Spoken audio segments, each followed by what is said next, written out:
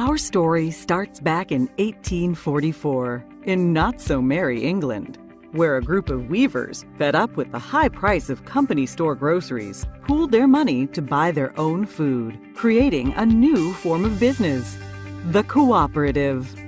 The idea caught on.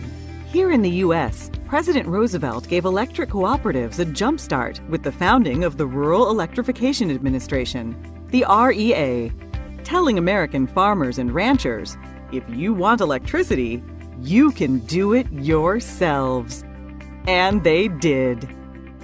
Rural men and women quickly began scraping together the $5 needed for membership and equity in the co-op. Up went the poles and wire and lines to bring rural folks what they so desperately needed: power. Soon, electric cooperatives popped up all across the country, transforming the way of life in rural America.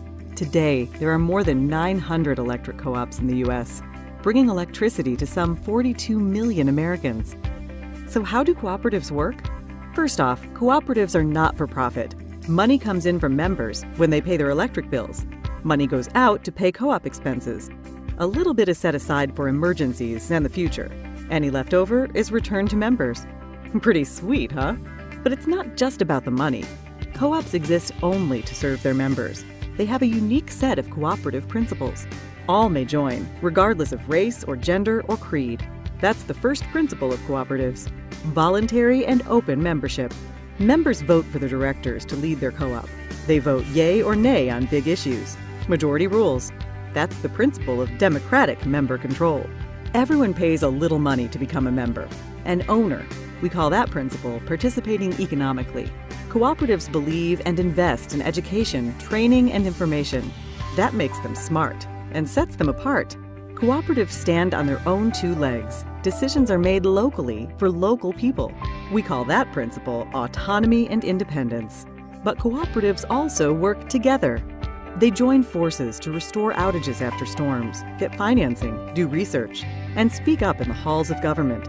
We call this hallowed principle cooperation among cooperatives. It's what makes us strong. And co-ops have a heart, a big heart. They help kids and industries and communities to grow. They give to hospitals and fire stations, ballparks and businesses. Cooperatives deeply demonstrate this principle: concern for community. Community's a cool concept. Communities are just groups of people. And that is the cooperative's secret ingredient. It's the dedicated people who work day in and day out to provide reliable and affordable power. It's the elected people who shape the policies and tackle the big issues. For the most important group of people, the members. Members, the whole reason cooperatives exist. Now that's the cooperative difference. And that's the cooperative advantage. Brought to you by the passionate people of NRECA.